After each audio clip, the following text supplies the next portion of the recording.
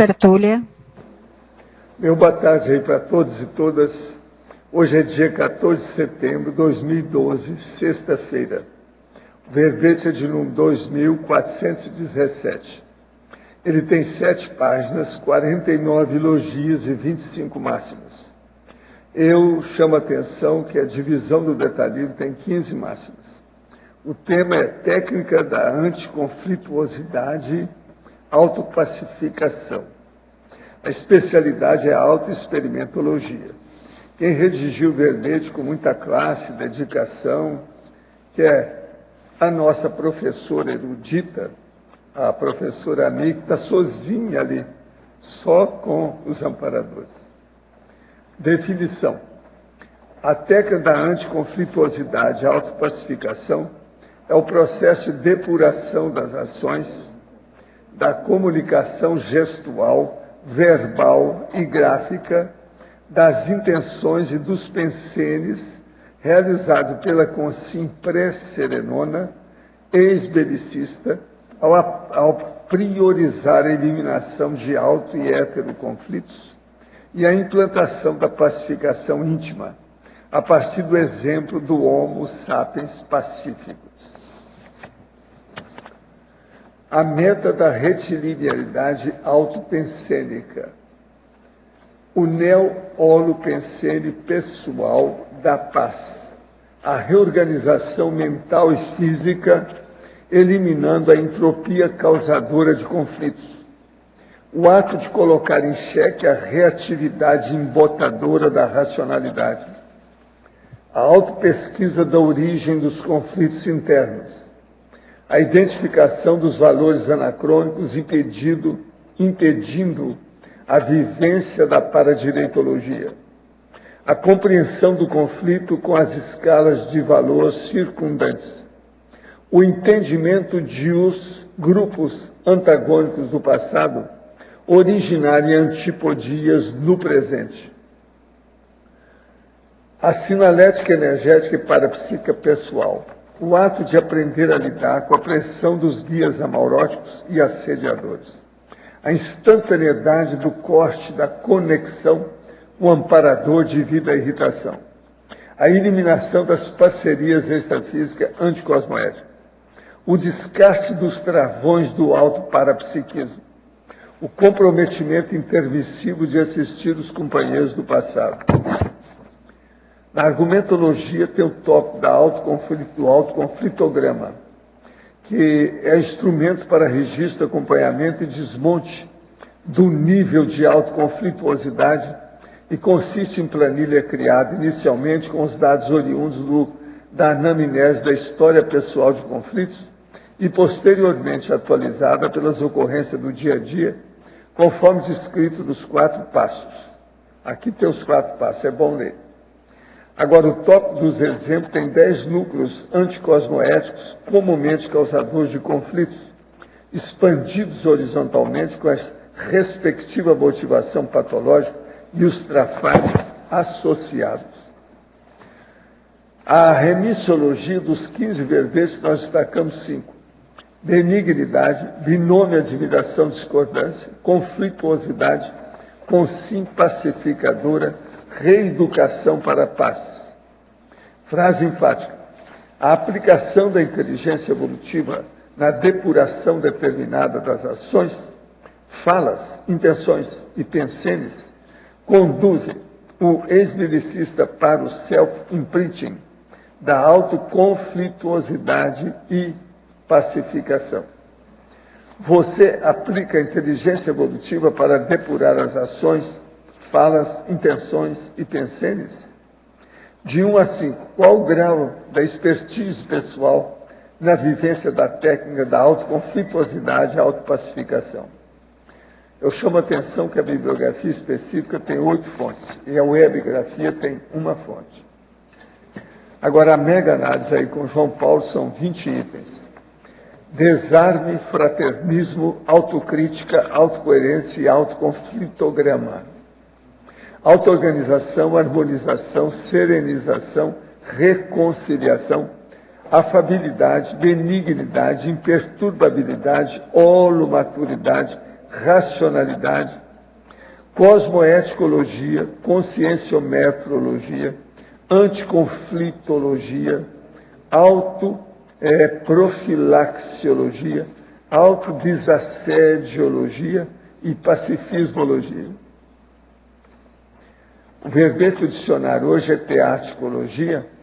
Eu chamo a atenção que o argumento é autoexperimentológico.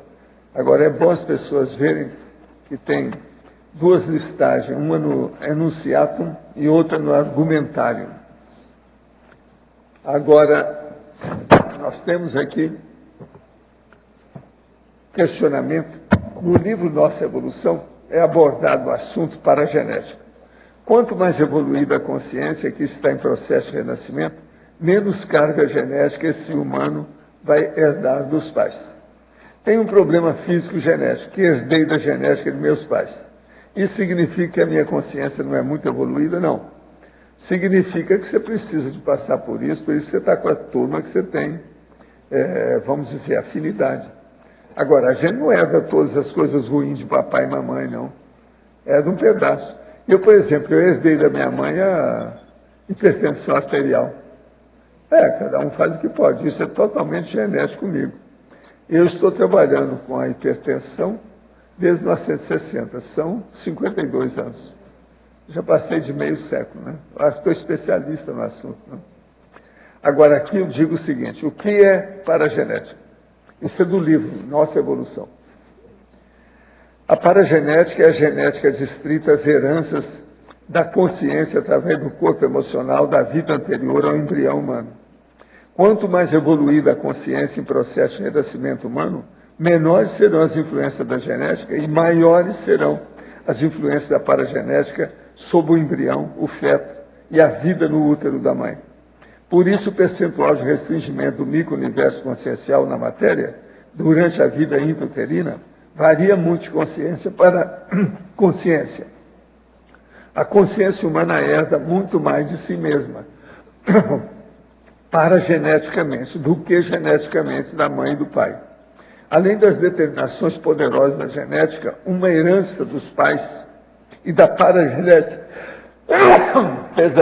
uma herança de si mesmo, sobre o novo corpo humano da consciência renascida, existe outra influência permanente muito séria, a mesologia. Aí eu explico o que é a mesologia. Mesologia é o meio ambiente. Meio ambiente é o óleo pensante da pessoa, onde ela está. De modo que não é tanto assim, não fica abatida com a sua herança que todo mundo tem. Eu acho que quem não tem muita herança genética e que domina bem isso é só o serenão, mas todo mundo tem. Agora, a verbetógrafa, professora Ami, Fatologia, página 9, segunda linha. Como podemos realizar nossas autopesquisas da origem dos conflitos internos? Quais ferramentas utilizar? Bom, a primeira é a memória, né? Você tem que procurar se lembrar dos conflitos que você teve, desde a mais terna infância até hoje, agora, ontem, um minuto anterior. E, a partir dessa lembrança, é começar a aprofundar nas causas, porque antigamente eu tinha muita... a outra pessoa fez isso para mim. Mas hoje em dia essa desculpa não cola mais, né? Nós já sabemos que o nosso compromisso é com a nossa intraconsciencialidade. Então, independente do que o outro fizer, nós deveríamos ser capazes de manter a nossa calma e não entrarmos nesse conflito. Então, todo conflito que a gente entra, que a gente morde a isca, que é um termo que eu uso aqui, já foi, né? Mas de qualquer forma é a maneira que você tem para estar estudando isso e revertendo esse quadro para não errar o mesmo erro uma segunda vez. Eu vejo que antigamente eu tinha uma coisa, eu errei, eu ficava me sentia tão mal, com tanta culpa, que eu não conseguia aprofundar no motivo que tinha me levado a errar. Então, com isso, eu errava a segunda, a terceira, a quarta vez. Agora, na fatologia, sétima linha, poderia nos detalhar a remasterização mental autoconsciente? Isso aqui eu usei um termo da música, né? A remasterização é você pega aquela obra que foi gravada analogicamente e ao você regravá-la já com os meios digitais, em que você faz uma limpeza de tudo, né, de todos aqueles ruidinhos que tinha, você consegue liberar numa remasterização digital, né? Então aqui eu fiz essa metáfora que é que a gente consegue fazer, né, à medida que a gente vai fazendo essa análise, fazendo a profilaxia dos erros, eliminando esses erros, a gente vira uma nova consciência, né? Uma consciência remasterizada, sem tanto ruído. Em Tecnologia, página 9, terceira linha, poderia nos explicar melhor a técnica do desassédio pela afinização com a enciclopédia da Conscienciologia e a técnica da maximização da interassistencialidade na quarta linha? Então, essa técnica da afinização com a enciclopédia, ela veio meio de trás para frente para mim. Primeiro, eu fiz a técnica, vi que fazia resultado, tinha resultado, e depois eu dei um nome a isso. Então, desde que começaram os verbetes, desde a primeira prova da Conscienciologia, eu já não tenho mais muita memória, então eu resolvi fazer uma planilha, né, para poder estar colocando os dados, já que eu não iria conseguir ler aquela quantidade de material todo no tempo que eu precisava para fazer a tal da prova. E aí, o que eu percebi à medida que eu ia fazendo, atualizando a planilha, antigamente diariamente, hoje em dia, já, enfim, periodicamente, eu percebia que às vezes eu estava muito assediado um minuto antes, e à medida que eu começava a trabalhar com a enciclopédia, que eu começava a ler o verbete, que eu começava, enfim, era tipo um copy-paste, né? Eu ia copiando, colando, aquilo ia alterando completamente a minha psicosfera. Era realmente uma afinização com a equipe da enciclopédia, que eu presumo, e isso fazia um desassédio muito grande. Então, eu vejo que muito do que eu consegui, em termos de reciclagem, eu devo a essa afinização com a enciclopédia. Não estou dizendo que todos devem fazer uma planilha, mas o que eu quis alertar aqui é que o hábito de estar lendo os verbetes, de estar aprofundando no conteúdo que está ali dentro, faz com que a gente se conecte com a equipe, né? E a gente vai vendo que o nosso dia a dia tem muito exemplo, é como se a gente entrasse dentro de um laboratório da equipe da enciclopédia. Então, aquele tema que é abordado no dia, a gente vê, para quem faz cosmograma como eu, a gente vê que aparece na mídia, numa notícia, na outra. Então, é só uma questão da gente observar a realidade, né? E a para-realidade, a gente vê toda como é que eu vou dizer, uma orquestração da equipe da enciclopédia para que a gente se torne com maior cognição, né? Aumente o nosso nível cognitivo. Patologia, página 9, oitava linha.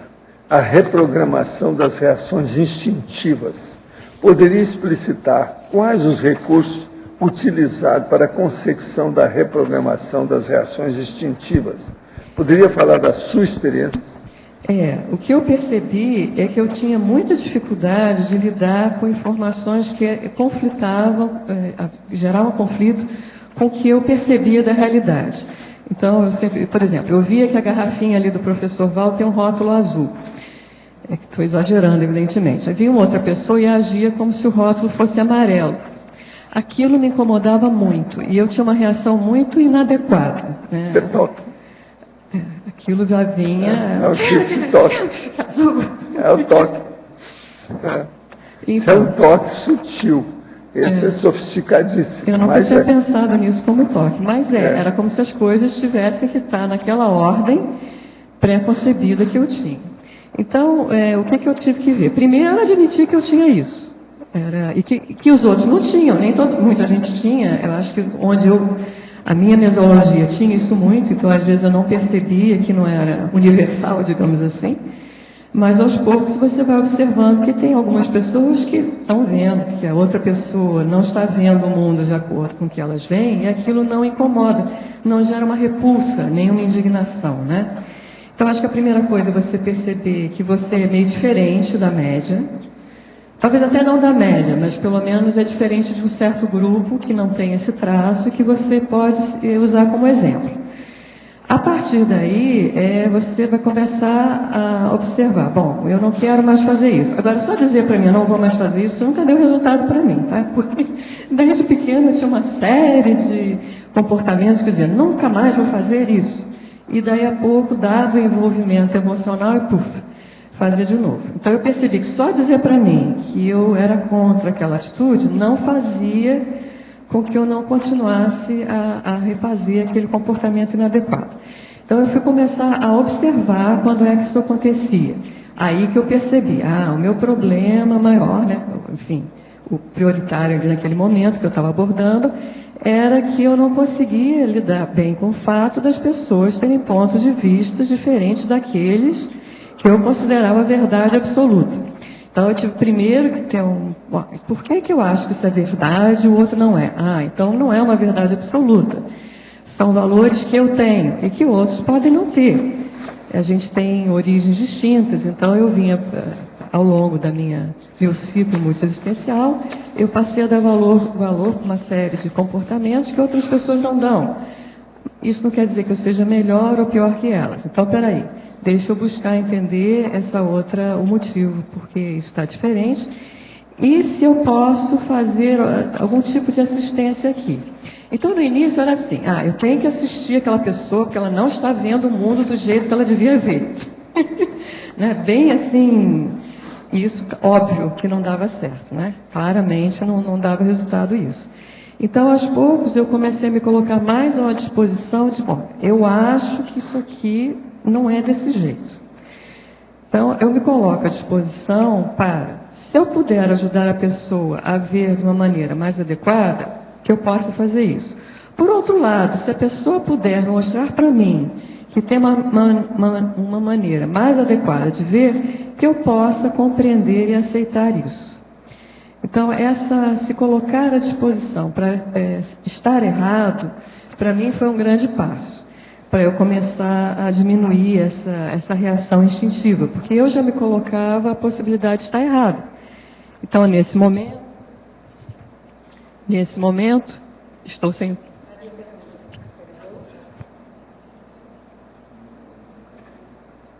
Então, nesse momento, eu me colocava à disposição para assistir ou ser assistido. Então, a coisa já melhorava. Então, voltando para a tua pergunta, né? Acho que a primeira coisa é isso, é ver que a gente tem a questão, procurar ver quais são os pontos que tiram a gente do sério, né? Qual é o ponto que gera uma resposta mais grosseira, um ponto de vista que você não consegue segurar. Às vezes é o humor, né? Tem aquela coisa do sarcasmo, que o professor Valdo sempre fala, né? A linha entre a ironia e o sarcasmo. Eu acho que eu estava muito dentro mais do sarcasmo que da ironia. Então, sabe aquela piadinha, eu perco um amigo, mas não perco... O termo melhor é escárnio. Não, acho que eu não chegava ao escárnio. Não, isso também não tanto. Você sabe se você chegou até lá. Eu acho que não escárnio não, mas o sarcasmo. O que era pior, eu apreciava esse tipo de humor. Então, não só eu tinha, como era o humor que eu gostava mais. Você vê que a coisa era mal parada, né? Então, eu vejo, muitas vezes a pessoa ainda tem um humor, ela acha que é bom humor, mas na realidade é um humor que já está, né, já passou da curva da coisa. Um pouco baratrosférico. Um pouquinho. Agora aqui, a verbetógrafa. Fatologia, página 9, final da 7ª linha. A catarse do travão pela razão.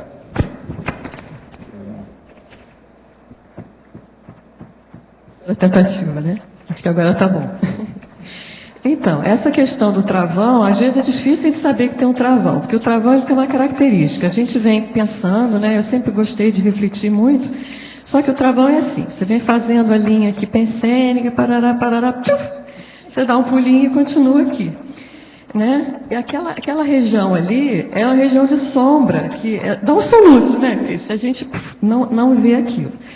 Então, novamente, o primeiro passo é você perceber que tem uma região de sombra. Aí você consegue cobaia, ouvir o que os amigos estão falando, né? Até também não os amigos, às vezes os assediadores mesmo, o que eles falam da gente.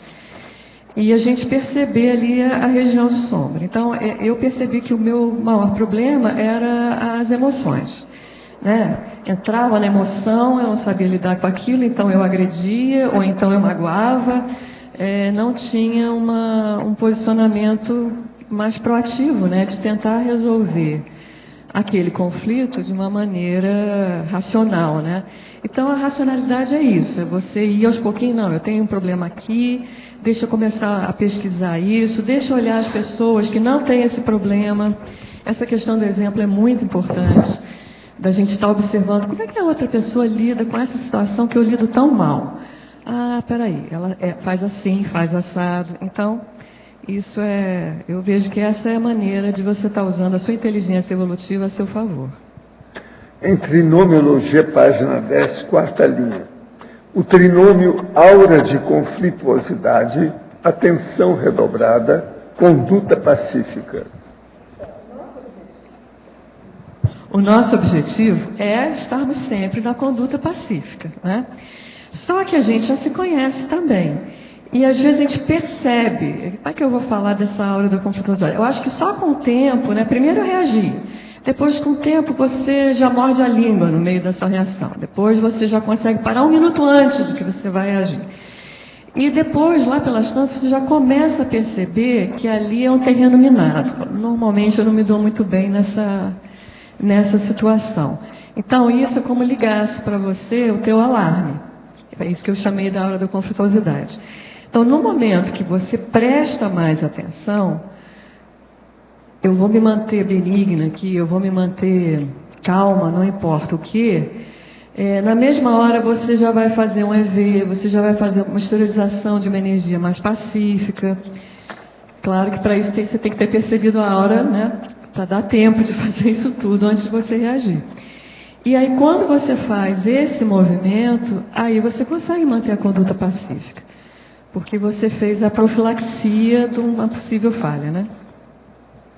Em Maniologia, página 11, última linha. A mania de atropelar a própria recim. Pois é, eu tinha tenho ainda, acho que em grau menor, uma ansiedade muito grande. Então era assim, já entendi tudo, né? Então eu vim aqui, eu li os manuais, entendi tudo. Agora eu vou viver isso aqui. E daí eu não conseguia viver aquilo. E aquilo me dava uma ansiedade muito grande. Porque se eu já entendi, por que eu não consigo aplicar, né? A questão da teática. E isso, novamente, me levava para mais ansiedade, mais emoção, menor a chance de eu estar conseguindo efetivar a reciclagem. Porque a razão dava uma voltinha, né? Já que imperava as emoções. Então é isso que eu quis dizer. Para a gente conseguir fazer a reciclagem, tem que ter uma dose de calma e uma dose de compreender. Eu não estou ainda do jeito que eu gostaria e vai ter um período, vai ter uma fase. Isso leva algum tempo, né? O fato de eu entender não quer dizer que eu já consigo implantar. Então é não deixar a ansiedade tomar conta. Ao mesmo tempo, valorizar as pequenas vitórias, né? Isso era uma coisa que eu tinha dificuldade em fazer.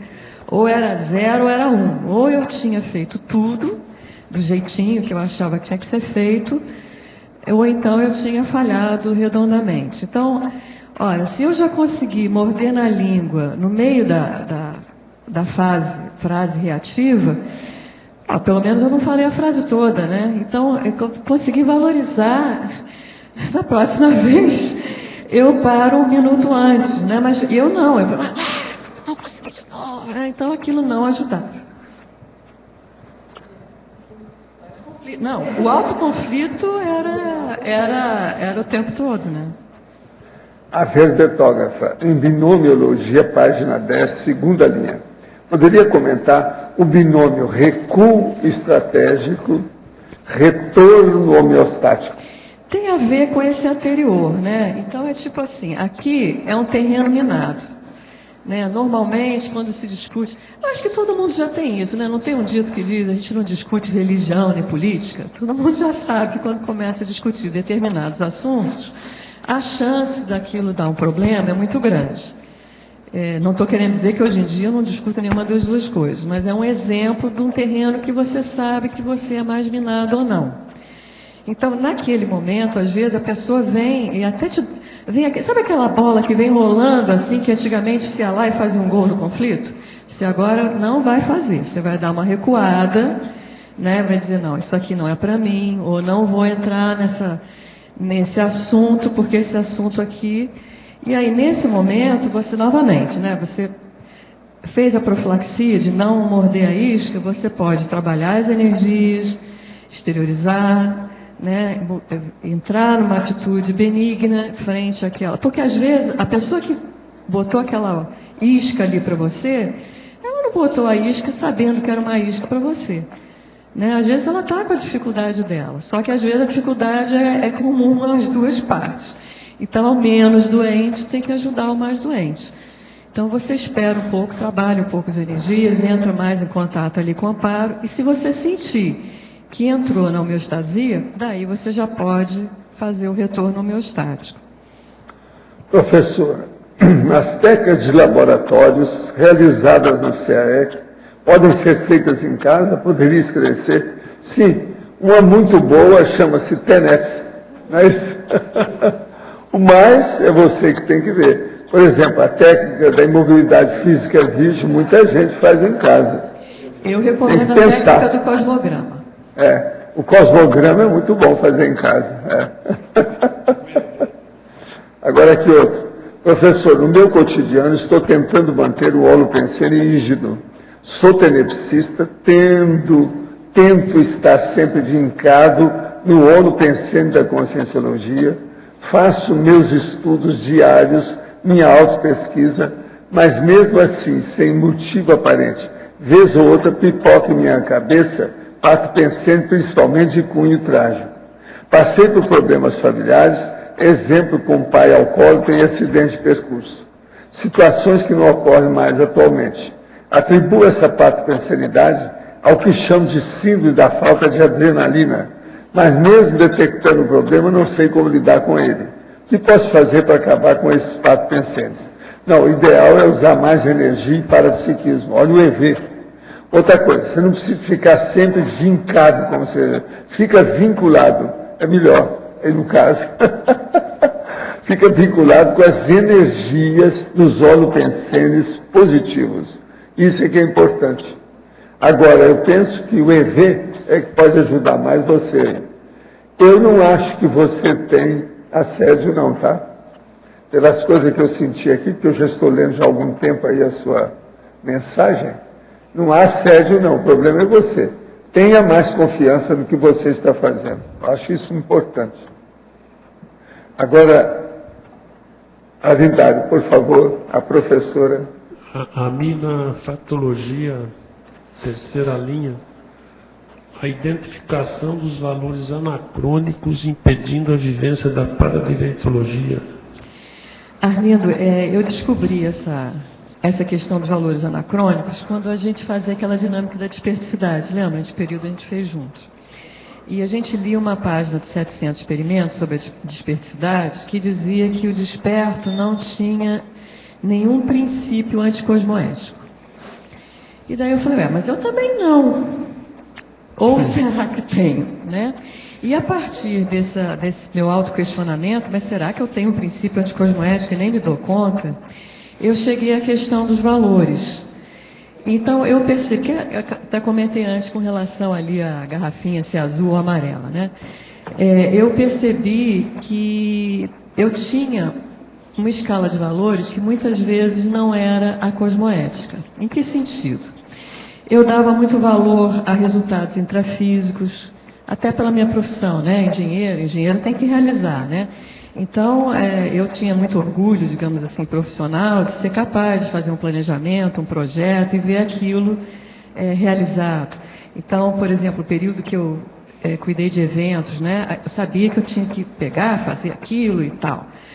Mas o que eu percebia também é que muitas vezes eu passava por cima das pessoas, né? Naquele afã de realizar aquela tarefa, eu dava muito valor a realizar aquela tarefa e não valorizava tanto, às vezes, um colega que estava trabalhando comigo e naquela pressa, né, era um outro valor que eu tinha, era a questão da pressa, esse eu tive que aprender que não é um valor, porque a realização intrafísica não é que não seja um valor, mas na escala de valores é que eu estava colocando ela acima de, por exemplo, eu estar ajudando o colega, ou estar percebendo a dificuldade dele, ou estar readequando o ritmo do trabalho de maneira que ele continuasse participando.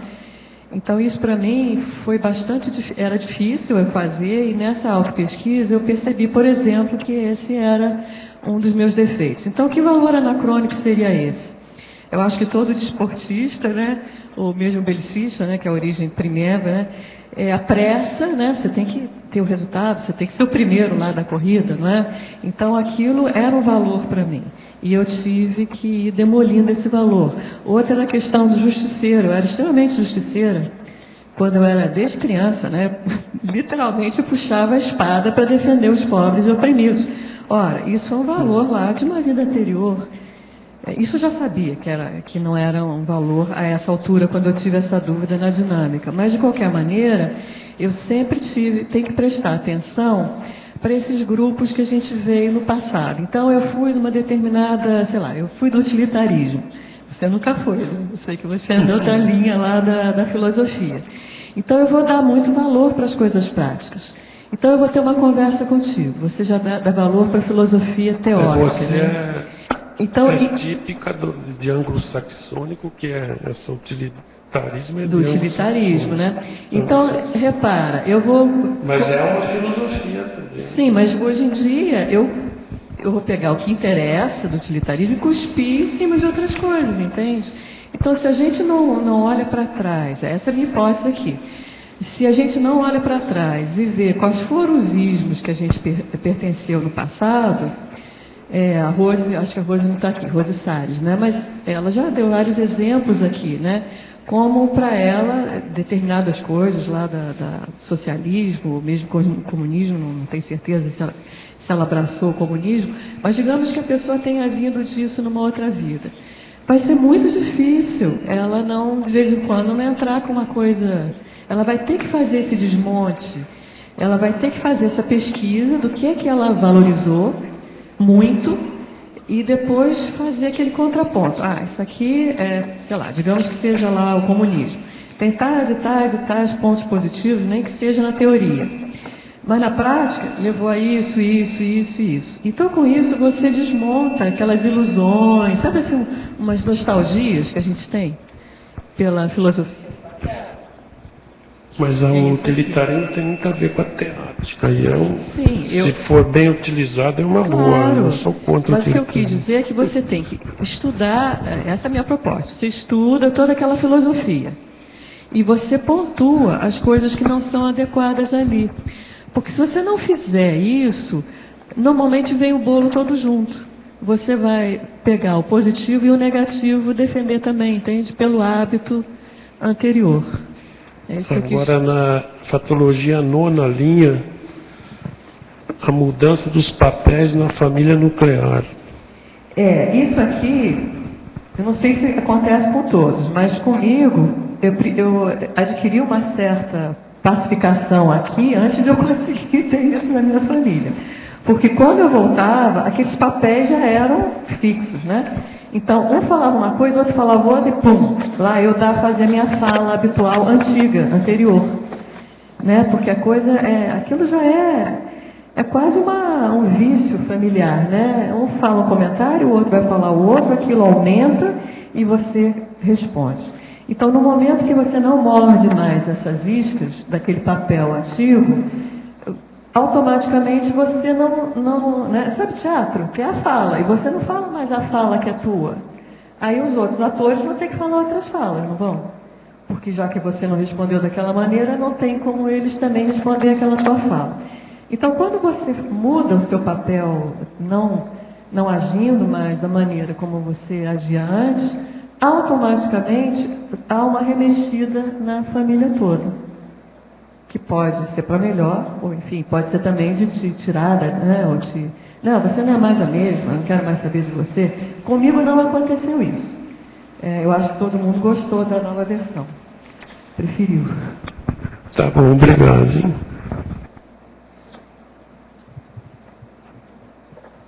Amigo, Tânia Guimarães aqui em cima na fatologia. Eu ia perguntar essa da mudança dos papéis, mas Arlindo, tá vendo? A gente tem alguma coisa similar. Mas lógico, parabéns pelo verbete. É o que, professor?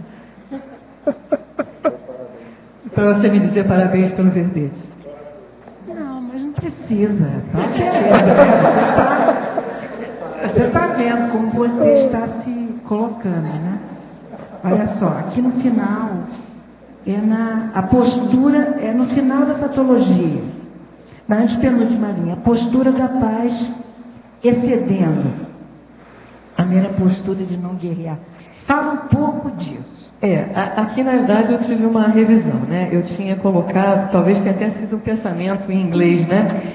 Que eu tinha colocado a postura da paz excedendo a mera postura de não guerra, non-war, né? Não propriamente de não guerrear. A postura de não guerra é você evitar a guerra, né? Mas a paz eu vejo como sendo uma coisa superior a isso. Paz é harmonia, paz é felicidade, paz é muito mais do que só não ter a guerra ou só não ter o conflito, né? Só não ter o conflito ainda é pouco, eu acho. Você tem algum case assim, algum caso bem bem positivo? Porque a gente sempre tem, né? Não, eu acho que eu conheço a síndrome, as síndromes que você colocou aqui. Da gente, né? A gente, né?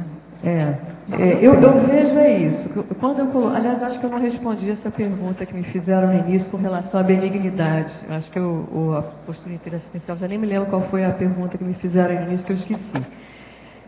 Quando eu mexi para valer na questão do megatrafar, né, da autocracia e o belicismo, eu fiz foi esse conflitograma que tem aqui nesse verbete, de certa forma eu iniciei naquela época. Só não dei esse nome bonito que eu dei agora. Mas eu fiz uma série de coisas que eu não ia mais fazer. Uma lista de coisas que eu não ia fazer. E uma lista de coisas que eu achava que eu tinha que fazer mais. E uma delas era a questão da interassistência, que eu tinha que aumentar, e que eu tinha que aumentar a benignidade. A benignidade é essa postura pacífica. Não importa o que pisaram no meu pé, ou seja, eu vou entrar na postura benigna, né? Foi fácil, né? E aí, a partir daí, a coisa foi... Eu entrei nessa postura além da não guerra, entendeu? Porque é mais do que não entrar no conflito. É você jogar uma energia positiva para que a outra pessoa se sinta bem. Né? E, enfim. Beleza. Muito obrigada.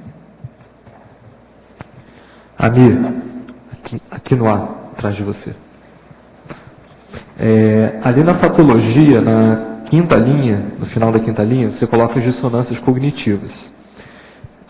Me parece que as dissonâncias cognitivas, elas geram posturas belicistas, que por sua vez geram novas dissonâncias cognitivas. Então isso tem um certo ciclo. O que você pensou quando você colocou isso aí?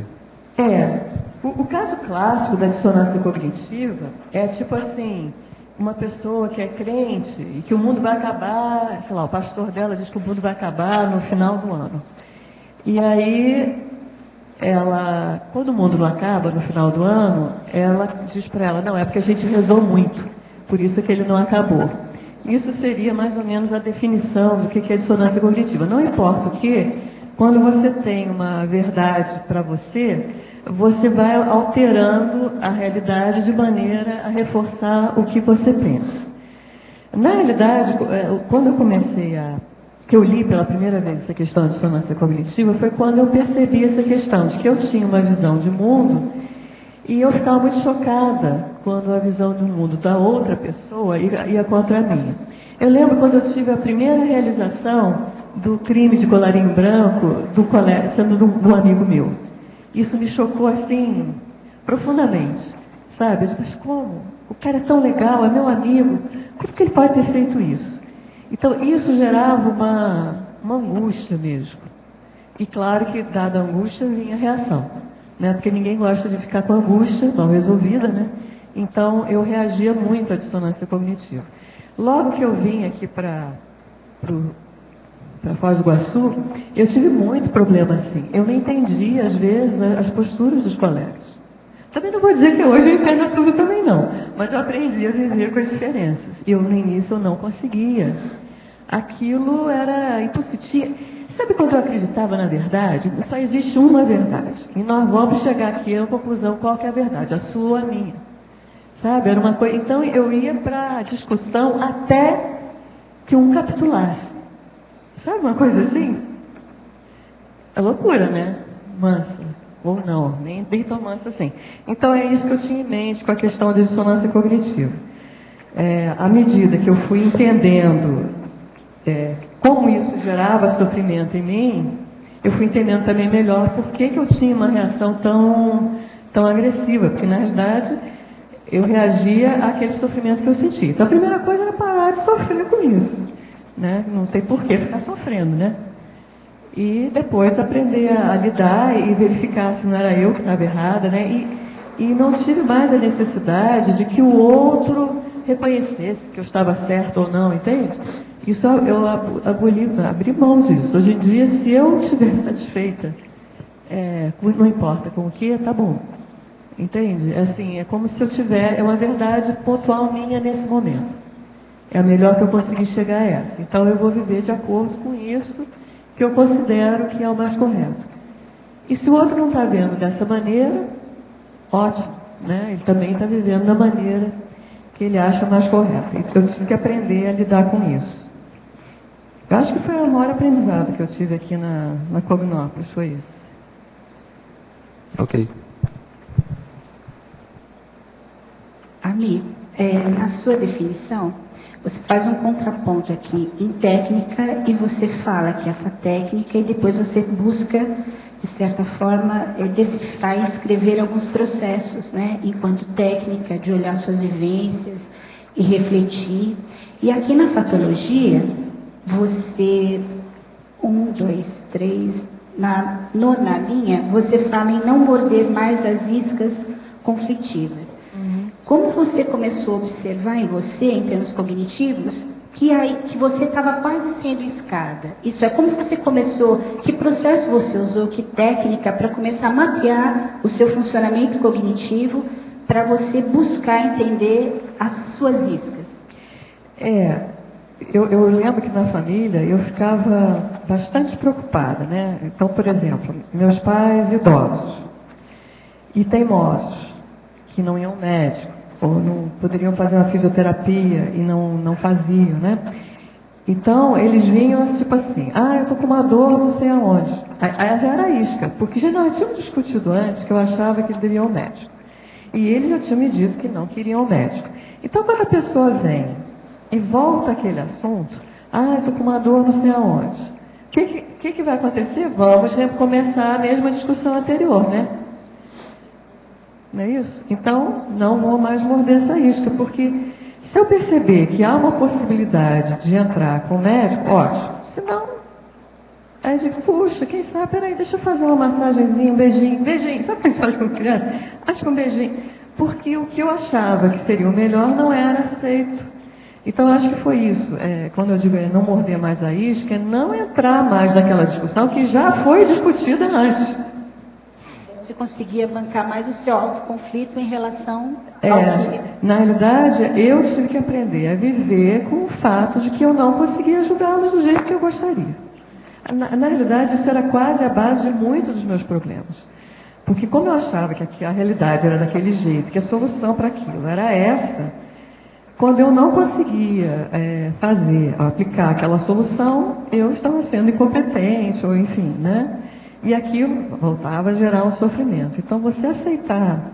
Hoje, minha mãe está com 95 anos. Acho que ela estava certa, né? Eu acho que ela estava mais certa do que eu. Né? Então, pelo menos eu evitei muita discussão nesse caminho. De querer impor o que eu achava que era o mais correto.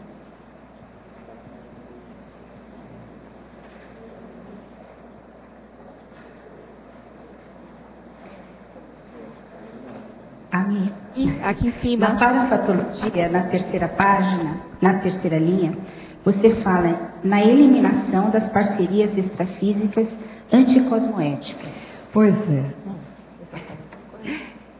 Então, como você começou a perceber que isso era importante, estudar esse processo e começar a olhar a sua holobiografia para ver esse traço, já que você falou de ismos, né, de grupos, de ideologias, né? Como você começou a mapear isso?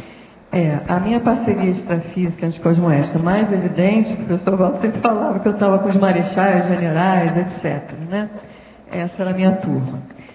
E eu escutava aquilo, mas eu não sabia. É tão engraçado, a gente escuta, mas não escuta, né? A gente escuta, mas aquilo, né? Não consegue. Entra no ouvido, sai no outro. É mais ou menos isso, né? Então eu ouvi aquele negócio. E ficava por isso mesmo. Mas eu lembro, numa ocasião, que eu realmente estava fazendo um movimento de reciclagem muito grande, e era exatamente o evento que eu estava ajudando a organizar, e no dia da abertura do evento, as coisas não saíram do jeito lá que eu tinha organizado, que eu tinha planejado, e eu fiquei muito zangada. E aí, nesse momento, eu estava assim, sabe, estava embaixo de brigadeiro, ar de brigadeiro, céu de brigadeiro, vinha tudo assim direitinho, e de repente, tchuf! Eu entrei naquele processo que há muito tempo eu não entrava, que era de ficar... E aí eu pude realmente ver a parcela do incômodo que era meu e o quanto estava sendo acrescido por essa parceria. A Marechala. Foi um negócio... Aí eu fiquei chocada, aí eu perdi o rebolado por um bom tempo, porque aí eu realmente percebi o que o negócio fazia, né? Então eu diria que é isso, é quando você tem mais ou menos um incômodo X, mas você quando faz a parceria anticosmoética, aquilo vira, no caso do belicista, né, da pessoa que reage instintivamente quando ela já não quer, né.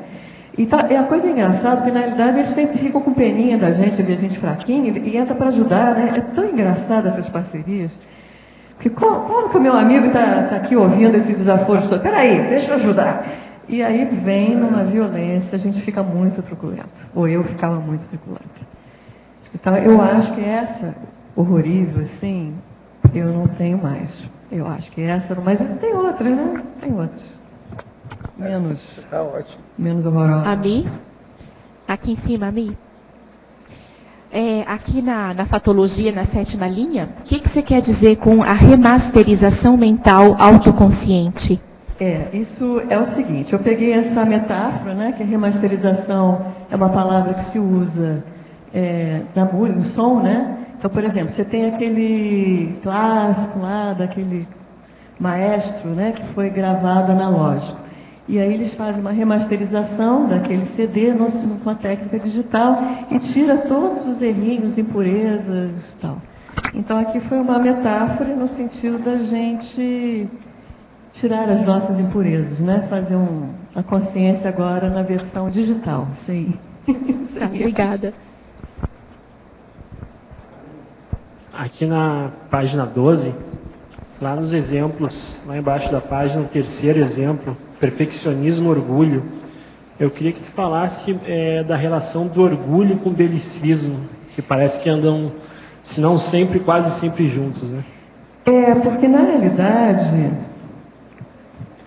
O belicista, ele tem essa coisa da honra, né? A honra é um valor muito grande para o belicista. A moral, né? A honra, né? O mártir, né? Eu me sacrifico por todos, né? Eu sou uma pessoa honrada.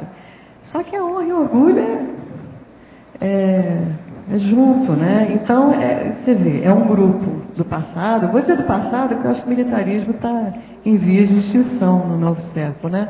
Acho eu, ou pelo menos... tem essa esperança. Mas se você voltar lá, quando a gente lê sobre Esparta, a gente vê como é que a coisa era. Eles tinham que ser durões, eles não podiam ter apego a dinheiro, nem bens, né? Eles tinham uma moral, né? Eles eram ilibados, né? Claro que tinha lá os escravos, isso não estava no mérito da coisa, né?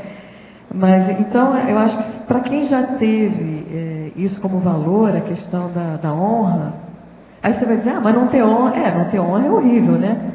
Mas se a honra traz toda essa coisa do orgulho, também não é uma grande coisa, né? Então, é aquela coisa da substituição pela cosmoética. Agora, quem tem isso, eu não sei se você notou, que a diferença do item 3 para o item 4 é que o item 3 é mais você com você mesmo, né? Esse orgulho, muitas vezes, é de você com você mesmo. O perfeccionismo também, às vezes eu estou nem ligando, né? Você não gostou porque aquela coisinha está fora do lugar. E você sabe que você tinha condição de fazer aquilo melhor. Às vezes as pessoas diziam que eu era perfeccionista, eu dizia, não, eu não sou perfeccionista. Porque se eu fosse perfeccionista, aquilo não podia existir. Né? Mas assim, dentro do que eu sabia fazer, eu ficava muito incomodada de não fazer o meu melhor. Então aquilo era comigo mesmo, porque para os outros não importava muito. Já esse 4, que é o elitismo, a arrogância, já envolve o outro, né? Eu sou orgulhoso e quero ser reconhecido, né? Tenho honra e quero que você reconheça quão honrado eu sou, né? Eu sou muito arrogante, eu sou muito orgulhoso, né? Meu orgulho está me levando para a arrogância, enquanto superior aos outros que não são tão honrados quanto eu. Então aqui esse item 4 já leva a relação com o outro, né? Enquanto que o 3 às vezes é só da gente, com a gente mesmo. Na minha família, orgulho era um valor, sabia? Por isso é que é complicado você perceber que, olha, não é tão bom, não é tão cheiroso assim. Eu me lembro da minha mãe falar da mãe dela, né, minha avó, e a minha mãe com o maior orgulho, contando que a mãe era muito orgulhosa, porque, enfim, meu avô tinha aprontado que seja, e ela manteve a linha e ajudou a amante lá, e não sei o que, não sei o que. Então, aquilo era um valor. Complicado, né? Não só na sua família, no Rio Grande do Sul, o orgulho é um valor. Bom, o meu pai era gaúcho, né? O orgulho de ser gaúcho. Não é? Então, aí é complexo, né? Viva a farroupilha.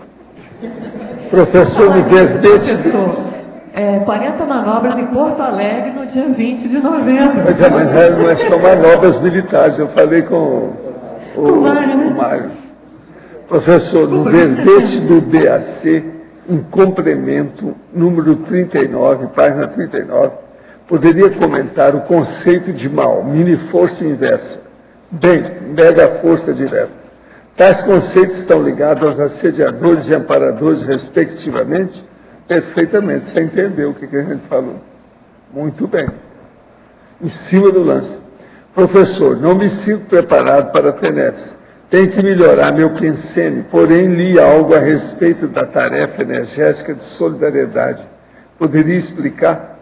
O problema é o seguinte: quem se decide a assistir os outros numa tarefa energética de solidariedade, sempre está bem, sempre vai melhorar, diminui os conflitos, melhora toda a vida íntima da pessoa.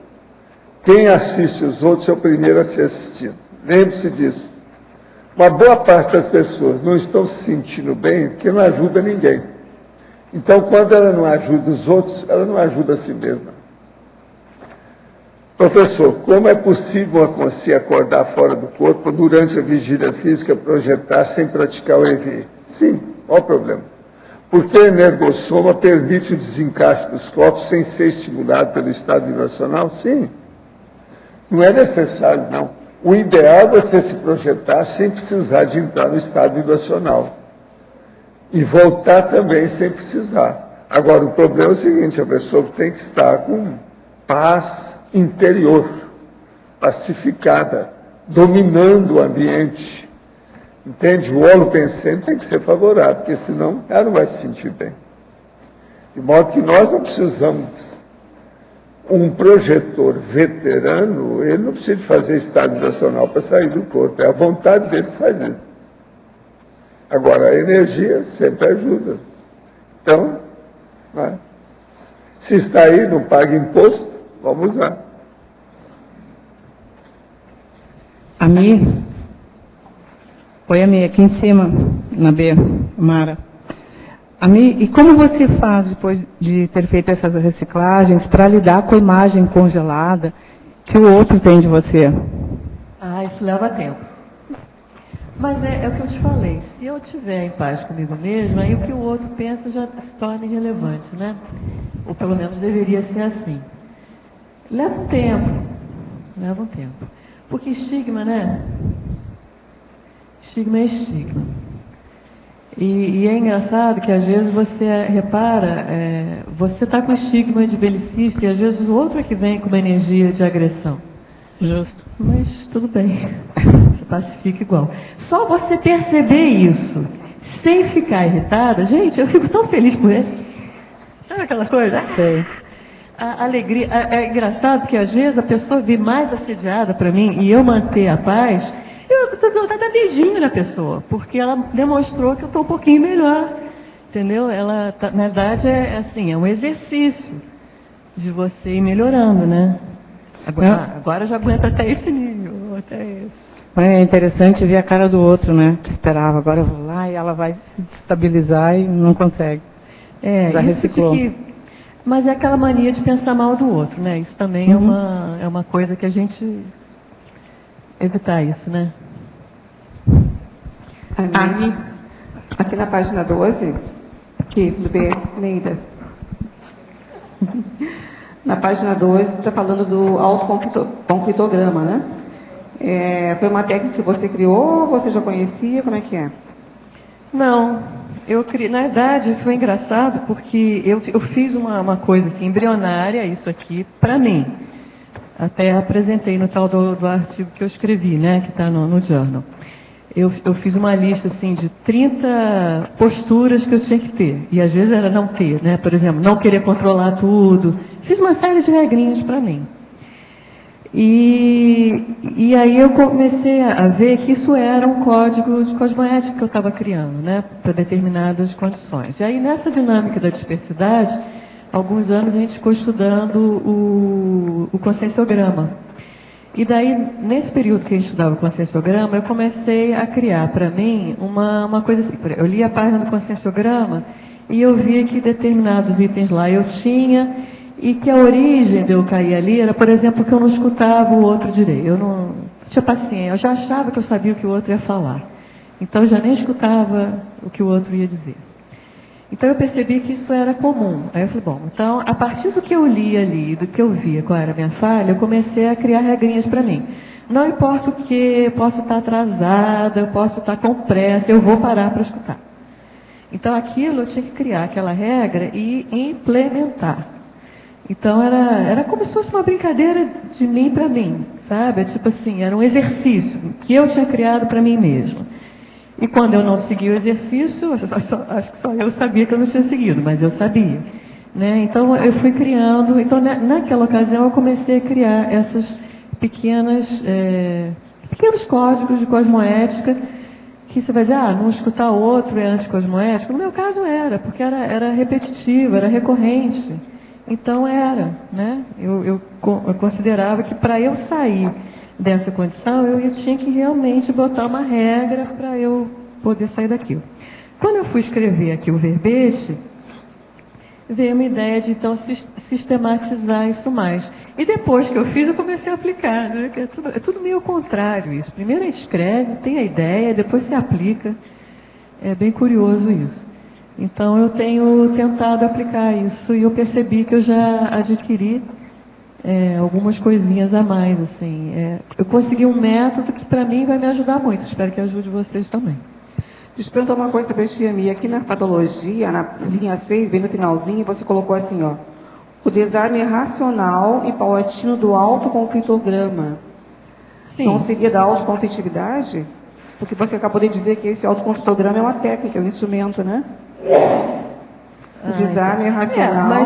Mas na verdade, o autoconflitograma não é uma técnica, né? É essa planilha aqui. Sim, uma planilha que vai te ajudar. É um instrumento. Então, mas se ela estiver vazia, não tiver mais nada lá, que acabou, né? Você não tem mais conflituosidade. É nesse sentido que você colocou? É nesse sentido. Mas talvez você tenha razão. Ficaria mais correto, né? O conflito. Né? Foi, esvaziou. Ih, pode jogar fora, que não precisa mais, né? Entendi. Obrigada. Acho que vai levar um tempinho para ele esvaziar. Seguindo a linha da colega. A questão do controle. Você disse que então você começou a se autocontrolar para parar de heterocontrolar. Foi mais ou menos nesse sentido. Sim. Autocontrolar em todos os aspectos. Eu botei regras para mim. Não vou mais fazer isso. Eu vou segurar essa impulsividade. Aí ajuda, né? No início é engraçado, sabe, Rafa, que parecia assim, cara, eu não ligo mais para os outros. O treco era tão doentio que eu achava que quando eu não estava preocupada com outra pessoa, é porque eu não estava ligando para ela. Sabe um negócio assim? É meio doente, né? para não dizer total, E né? acontece nas melhores famílias. Né? Então era assim, puxa, eu não penso em fulano há tanto tempo. Nossa, eu não ligo, parece que eu nem gosto. Sabe assim, eu gerava um certo incômodo, eu senti falta. Era um hábito, era tão antigo esse hábito que ele ficou meio que um vácuo ali. E aí eu dizia, não, mas se eu não pensionizei, é porque está tudo bem com outra pessoa. Se a pessoa precisar, ela vai me pedir. Então, peraí, será que eu tenho que colocar mais claro para a pessoa que eu estou à disposição? Então, eu fiz alguns movimentos nesse sentido, de chegar e dizer, olha, se precisar de alguma coisa, pode ser que a outra pessoa não perceba, né, que eu parei de ficar assim, mas eu continuo à disposição, enfim. Você sabe que essa questão do controle é muito difícil de você identificar nas minudências. O grosseiro é mais fácil, mas o pequenininho é bem complexo. Porque, às vezes, um simples fato de você enviar uma mensagem para alguém, ou um pequeno detalhe, você já está caindo de novo nesse trafar que você quer tanto. Primeira coisa é parar de julgar, né? Dar conselho. Conselho. Se a pessoa pedir uma coisa, a gente dá meio esquisito. Desconfia. Ok. Tudo bem? É interessante hoje, né? Várias pessoas aí que a gente está encontrando, né? E eu também venho de famílias de ambos os lados. Não são gaúchos, mas são pessoas bastante conflitivas, né?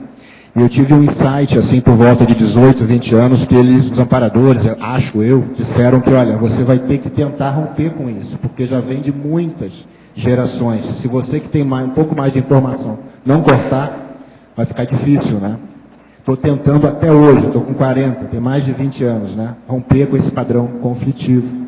E aí eu te pergunto, você mencionou também a questão seus pais, né? Até que ponto, quando a pessoa deixa de ser o filhinho, a filhinha, a questão da maturidade, se assumir enquanto consciência, enquanto agente do seu destino, da sua proex, até que ponto isso pode ser um divisor de águas, sair daquele holopensene da geração mais nova, aquela coisa que a gente sempre acaba se deixando engolir por aquele padrão antigo da família, conflitivo. Como é que é isso para você? Como é que foi isso? Está sendo... Eu acho que eu ter vindo para Foz e ter ficado distante da família me ajudou.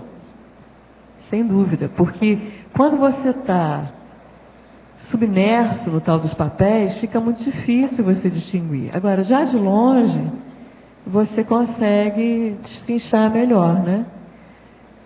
Agora, eu não sei se eu estou querendo me lembrar se alguma vez eu fui tão engolida. Eu era participante. Não sei se eu posso dizer que eu era engolida pelo alopensene deles, era o meu também, sabe? Mas na abordagem proativa, você percebeu quando você assumiu a responsabilidade pela anticonflitividade? Sim, e sem dúvida. Foi um divisor de águas? Como é que foi isso? Repara, desde que eu era muito pequena, eu não queria mais ser uma pessoa agressiva, né? Eu não sei se todos os ex-belicistas querem deixar de ser belicistas, mas eu sei que eu não achava bonito aquilo. Mesmo criança, aquilo me incomodava muito. Mas eu não achava o caminho da porta, digamos assim. Tudo que eu tentava fazer era mais para me alienar, mais para me proteger, para evitar situações, mas diminuía a frequência, mas dada a situação, eu ia de novo. Eu lembro uma vez um conflito no trabalho, que está com uma amiga minha, um dia lá eu estourei para o negócio. E ela... vamos almoçar? Vamos, no dia seguinte. Mas se isso estava te incomodando, por que você não falou antes? Né? Aquilo foi até o momento que eu... Então eu percebia também que como eu não queria criar caso, eu também não me posicionava.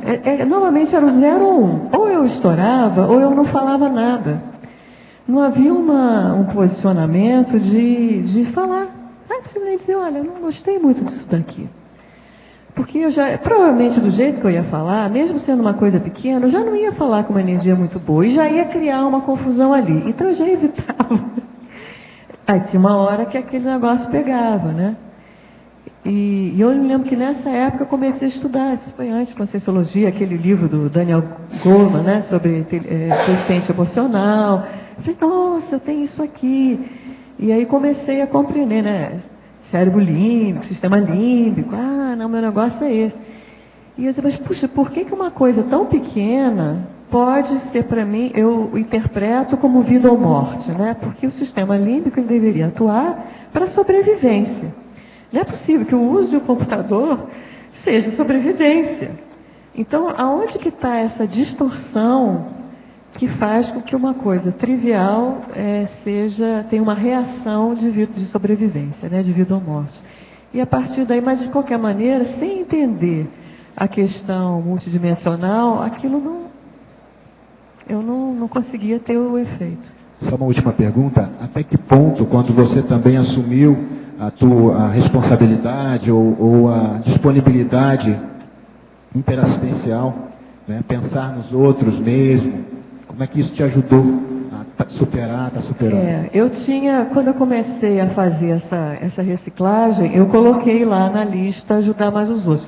Mas eu até gostava de ajudar os outros, só que eu ajudava em pontos, sabe? Aquela noção errada do que é ajudar os outros. Agora, o que me ajudou muito mesmo foi a escrita. Às vezes eu ficava meio assim, cansada, aquele negócio, tem que escrever, né? Mas, de fato, foi porque há uma organização maior dos pensamentos, há uma disponibilidade sua maior para assistência. Eu acho que também o amparo se torna mais explícito, e aí você acaba vendo esse fato que eu relatei aqui, né, de ter tido essa... Porque normalmente eu não teria um parapsiquismo suficientemente nítido para ver o assediador.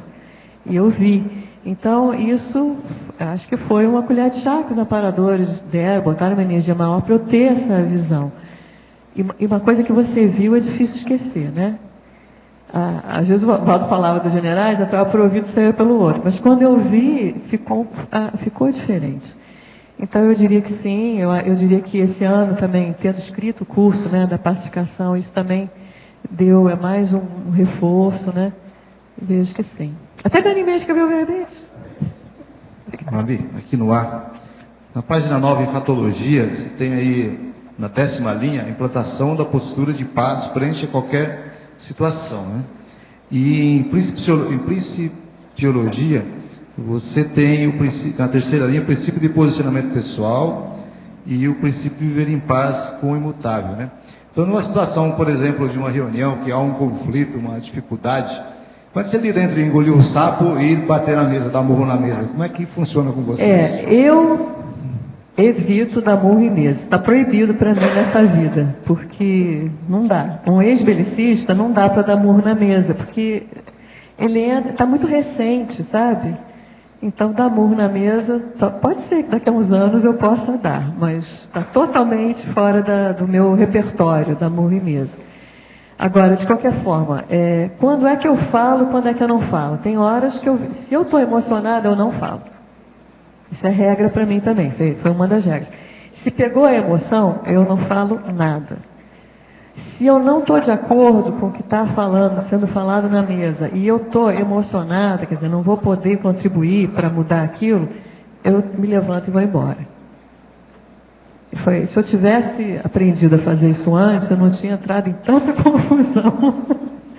Porque, né, eu tinha uma atitude, às vezes, eu não concordar com o que estava sendo falado. Eu sabia que se eu abrisse a boca, ia ser horrível, ia vir todo mundo para cima de mim. Mas era 0 ou 1. Se eu falar, vem todo mundo para cima de mim. Se eu não falar, eu não vou dormir à noite. Como fica a minha consciência? Não, tem outras hipóteses. Não vou falar hoje.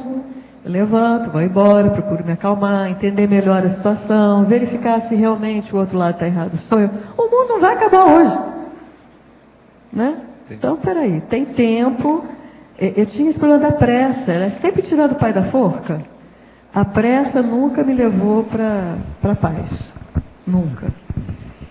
Você consegue voltar, ir para casa sem ficar aquilo te ruminando, te incomodando, né? Não, olha, eu não concordei com... Mas sabe, só você se levantar e sair, já é, de certa forma, já é uma postura. Você pode dizer, olha, me deu uma dor de cabeça, vou para casa, né? Mas para mim, isso era como se eu desistisse, sabe? Coisa de milico mesmo, sabe? Não posso sair. Questão de honra, né? Eu vou ser mártir, eu vou falar aqui o que ninguém quer ouvir. Aí eu falava, caía tudo na minha cabeça. Enfim, não sou mais mártir, não tenho honra nenhuma para defender, eu tenho uma cosmoética, uma postura cosmoética. Mas acho também que eu sei que eu tenho minhas limitações, então não adianta eu querer entrar com mais energia de conflito ali, não vai resolver. O que vai resolver numa situação dessa é aquela pessoa que está mais tranquila, com mais discernimento, encontrar o caminho do meio, né? Então, se eu não estou nessa condição, é melhor eu ficar de boca calada. É como eu vejo aqui. Agora... Nossa, aqui, está alto demais. A evitação das surpresas na fatologia.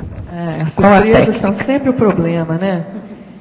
O professor Val diz que não gosta de surpresa. Para ele não deve ser o belicismo, mas para mim é o belicismo. Porque o que acontece? Eu tenho lá minhas regrinhas, né? Não sou ainda longe de ser o homo pacífico. Então eu vou mais ou menos levando a benignidade e a pacificação protegida por aquelas regrinhas profiláticas lá que eu tenho. Daí vem a surpresa. Isso. Aí a regrinha vai embora. E aí você... A única vantagem é que você abre o seu conflitograma, novo item. Né? Aí você coloca ali e é mais uma situação que você vai aprender a contornar. A próxima vez eu não vou mais cair aqui. Não tem muito jeito, né? Agora, se a gente puder evitar as surpresas, melhor, né? Aí não seria surpresa. Pois é. Espera aí que tem outra. Aqui no mito, o mito do bom selvagem. Eu coloquei o mito do bom selvagem, que é o do Rousseau, né? Porque eu vejo que a gente ainda tem isso muito na conscienciologia. Principalmente o pessoal que vem lá do hemisfério norte, né? O pessoal do New Age, o pessoal acha que se eu voltar a ser índio e morar lá na selva, que eu vou ser puro e avançado, né? E isso é problemão, né? Isso é um problemão, porque isso é o total antidiscernimento. Achar que o antidiscernimento vai levar a um ser mais evoluído. Então é por isso que eu coloquei aqui no sentido desses ismos que a gente tem, o naturalismo, né? De achar que se a gente voltar lá para a Idade da Pedra, a gente vai ser melhor. Lá para o alto do Himalaia também. Ficar lá zen, né? Isso. Tá, mais uma. A síndrome da dispersão consciencial. A síndrome da dispersão consciencial não ajuda nem você fixar qual é o problema ali, né? Você sabe que você é agressiva, mas não sabe por quê, não sabe quando, não sabe de que jeito. Quando vê, você já foi, e aí a próxima vez você vai ir de novo, porque você não parou para... E o disperso pisa muito na bola, né? Porque tudo é surpresa, né? Porque ele está sempre...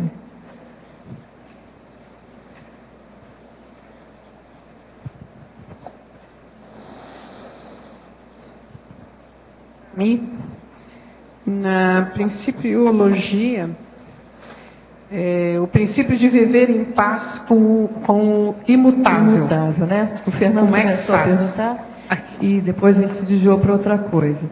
Tem coisas que não dá para mudar. Vou te dar um exemplo de conflito que eu tive essa semana. Eu falei, isso aqui deve ser para eu levar para tertúlia. Eu estou indo viajar, fui comprar um cartãozinho de viagem. Esse que você bota dinheiro, né, para usar no exterior. Então, eu fui fazer isso no Banco do Brasil. Combinei com a moça e tal. Quando eu estacionei para ir para o Banco do Brasil, eu lembrei. O Banco do Brasil tem aquela droga daquela porta que vai apitar. Toda vez apita. Conclusão, eu já me assediei no carro. Aí eu esvaziei da bolsa praticamente tudo que tinha na bolsa. Já fui assediada para o banco, né? Já fui assediada para o banco. Aí cheguei lá, dentro da bolsa, acho que ficou a carteira, o celular e a chave do carro. Tirei o celular, a chave do carro, botei ali. E entrei e apitou, claro.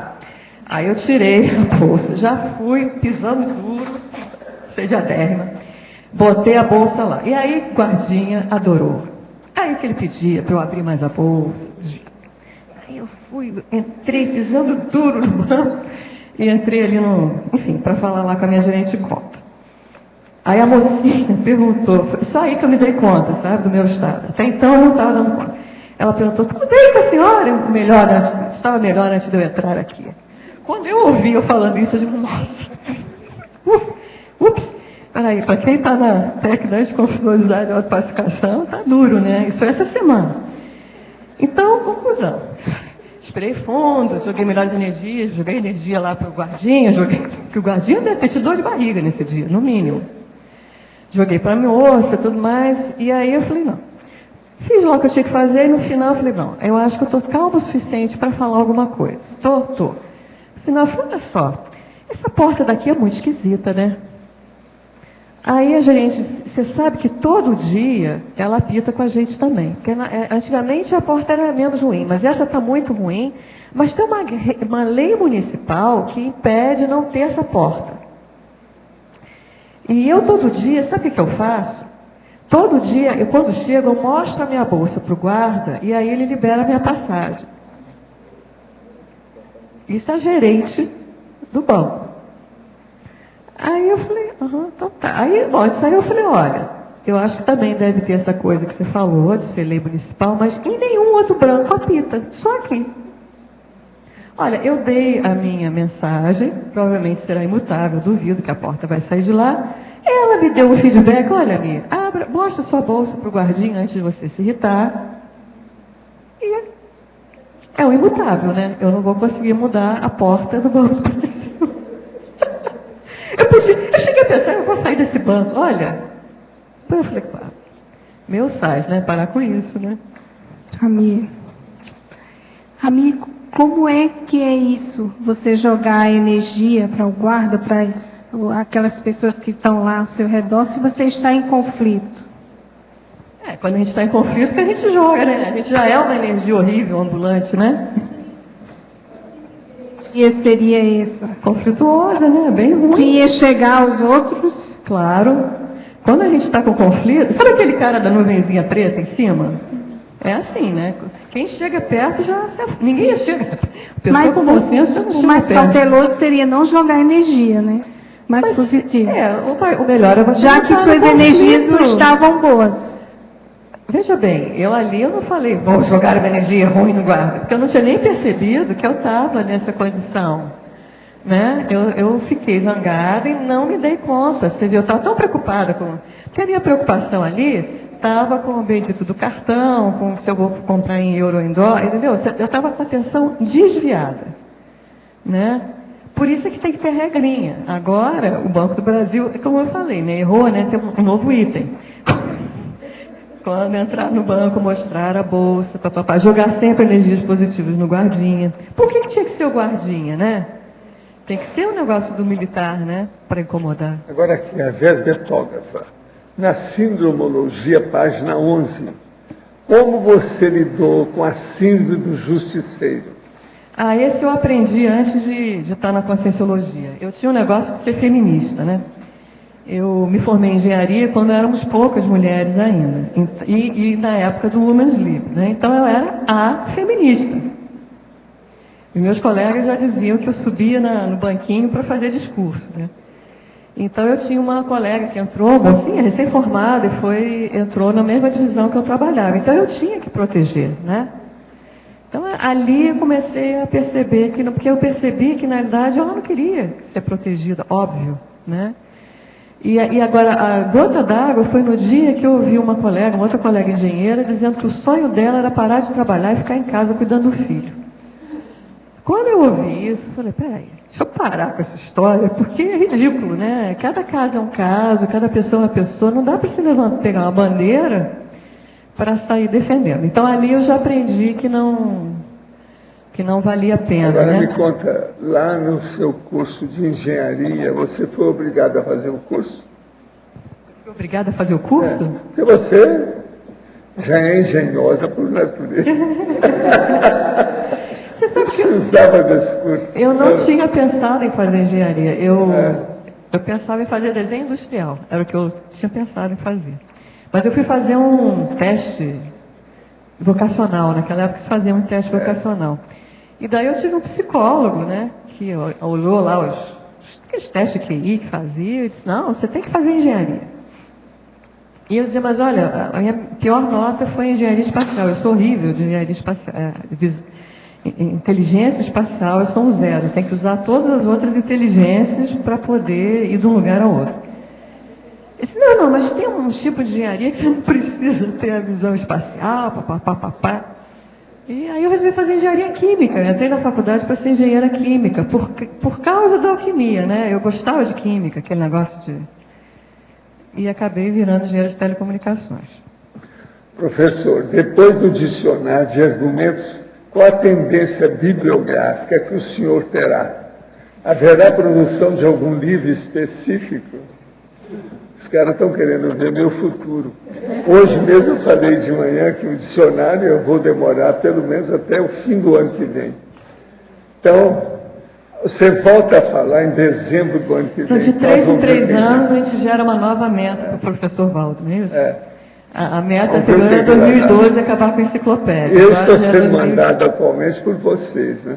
Quem está mandando são vocês. Professor, minha ex-namorada terminou comigo devido às brigas relacionadas ao dinheiro. Ela ganha uma boa pensão do ex-marido dessomado. E eu me encontro com dívidas adquiridas por imaturidade com relação ao dinheiro. Ela não acha certo pagar minhas dívidas. O que o senhor pensa sobre isso? Olha, as pessoas no mundo são assim. Ou elas são miserê, ou são pessoas assistenciais. Pode ser que a sua moça, ou a sua mulher lá, seja miserê. Se ela é miserê, o nome é usurária. O outro nome é avara. O outro nome é avarenta. Outro nome é mão de vaca. O negócio é preciso saber se ela é alguma coisa disso. Né? Se ela gostasse mesmo de você, ela ia pagar suas dívidas. Né? Agora, preciso saber também um montante disso, como é que é.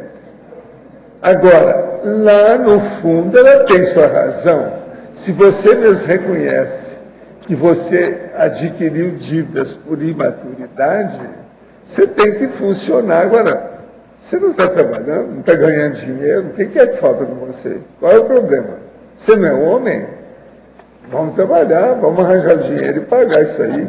Agora me conta, você deu um jeito de ficar com a namorada por causa do dinheiro dela? É outra pergunta que a gente precisa perguntar, né?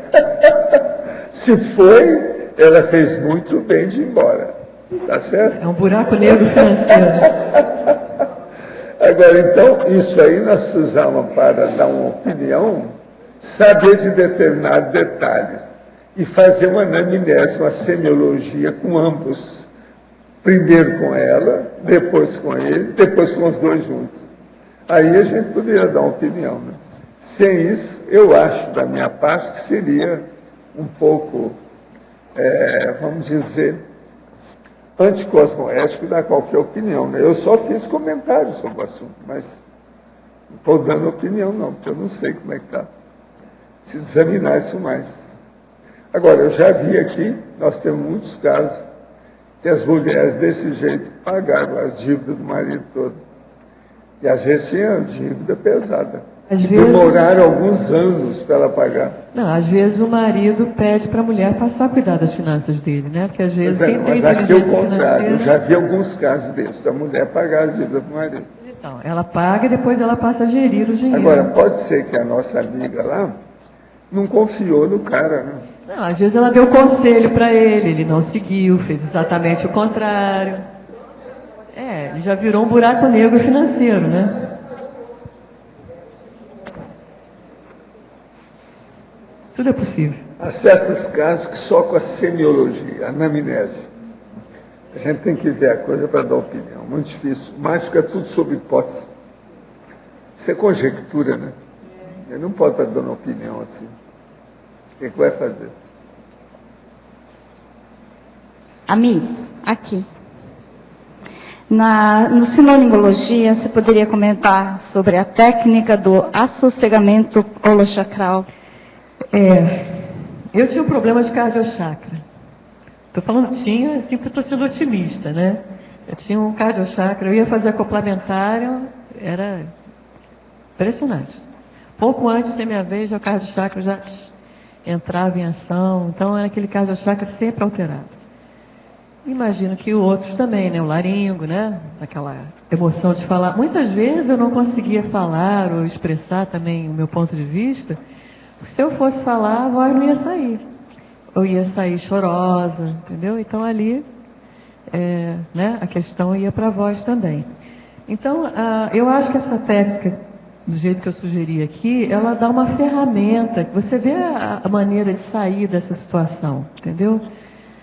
E isso acaba dando essa... Eu considero que o meu caso de chakra hoje em dia está bem mais calmo. Eu estou muito menos ansiosa. Eu era eterna ansiosa, eterna com pressa. Hoje em dia eu já estou bem mais calma, bem mais tranquila. Já não exijo tanto de mim, né? Porque parte dessa pressa era uma falta de bom senso. Porque eu não teria condições de fazer todas aquelas mudanças que eu tinha que fazer no tempo que eu queria que fosse feito. Então, isso gerava muita ansiedade. Basicamente era isso, né? Com cardio chakra alterado, ficava difícil o corona estar funcionando direito, né? Alô. Seguindo nessa mesma linha aqui das técnicas na sinonimologia, a técnica 6, técnica da concórdia multidimensional. Não sei se você já falou. Não. Mas é mais ou menos isso, né? Às vezes você está com a visão muito intrafísica e está buscando uma solução intrafísica quando a solução ela tem que ser multidimensional, né? Então, se não há um acordo mais amplo, fica difícil que o acordo menor funcione, né? Que a concórdia intrafísica funcione. Então, uma das ideias da técnica é que a gente não esqueça o extrafísico. Não esqueça o passado, né? Para entender o presente. Ami, indo nesse raciocínio, né? Aqui na parafatologia, sétima linha, você fala do comprometimento intermissivo de assistir os companheiros do passado. Você percebe, por exemplo, se na sua atualização hoje de conduta, você percebe energias de exemplo e de até ânimo para as consciências? Sim. Como exemplo de mudança? Eu vejo isso. Eu, quando passei por essa situação, né, que eu me vi atuando com um truculento, né, uma consciência muito truculenta comigo, foi bem curioso, porque eu tinha carinho pela consciência, a truculenta. Então, esse meu carinho por ela me deu mais ânimo de eu fazer a minha reciclagem mais rápido. Tipo assim, não, deixa eu fazer isso mais rápido, que aí eu vou poder mostrar. Né? E, primeiro, porque cada vez que eu caía nessa parceria, eu também piorava a situação dela, né? Porque era mais uma coisa negativa que ela tinha feito, né? Então, e o segundo, de estar ajudando. E eu percebo muito essa questão de estar auxiliando o grupo dos ex-belicistas. Eu percebo isso. Incidência, você percebe? Sim, sem dúvida. Você sabe que eu percebo no meu nome. Eu vejo o Ami Belo, é amiga dos bélicos. Né? Só que pelo lado positivo, assim espero, né, Alberto? Porque belo é guerra, né, em latim. Belo. Então, eu vejo essa questão, assim, já está até no nome ali, essa questão de ter carinho, porque eu tenho que ter carinho, porque eu sou igual o cara, né? Eu mudei, eu tive a oportunidade de ter as informações, sei lá se eles tiveram, provavelmente não, né? Então, é uma compreensão da maneira de pensar. Se você compreende por onde é que é o desvio pensênico, você pode ajudar. Só por você pensar certo, você já está ajudando, né? É uma ressignificação. Né? Eu até coloco aqui no final, eu fiz aqui uma ode aos belicistas para usar os seus trafores para reciclagem, né? Eu acho que um belicista que colocar para si uma meta multidimensional cosmoética, ele vai conseguir. Porque ele é muito decidido, né, no que quer. O problema é que a meta dele é muito errada. Se colocou uma meta muito errada. Aqui. No seu verbete, por favor, na página 39, em complemento, complexismologia. A pergunta diz respeito à última frase ali, quando o senhor fala mal, mini força inversa, bem mega força direta. Eu queria compreender essa mini força, o senhor se referiu ao que o senhor mencionou antes? A mini força é sempre dos assediadores. Uma pessoa mal intencionada, ela tem força aparente, mas é menor do que uma pessoa bem intencionada.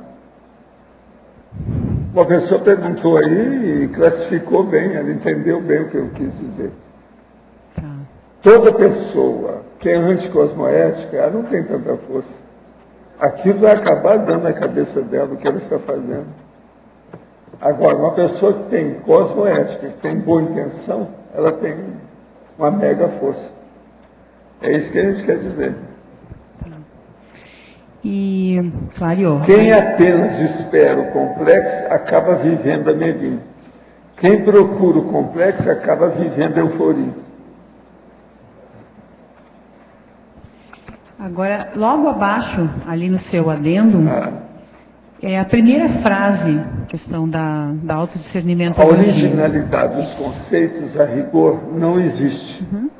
Aquilo que consideramos original aqui e hoje já está ultrapassado, algures, em outro planeta mais evoluído, há milênios. Exato, é sobre isso. Eu fiquei pensando, claro que é mateológico, mas o que a gente poderia imaginar em outros planetas que já estão ultrapassados? Já está, né? Você só imagina, quem não sabe. Eu não sei, por exemplo... Outra coisa, nem os serenões mostram-se sábios em tudo. Não. Serenões são bons aqui nesse planeta, mas sei lá se tem outros planetas tão diferentes aí, ele não vai saber. O aspecto financeiro, a logística, a maneira como nós funcionamos, talvez... Não, o holo pensene diferente.